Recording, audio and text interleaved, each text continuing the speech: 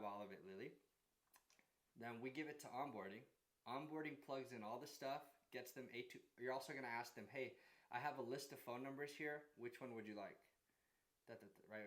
And you just give them which zip code. Blah, blah, blah.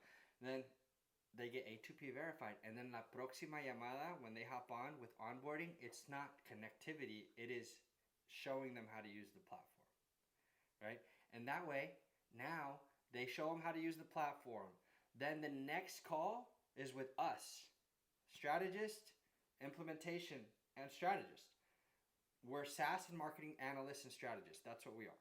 So they hop on a call with us, and we tell them, it's going to be the same thing for everyone, right? You need to run a database reactivation campaign. We need to start your email marketing campaign.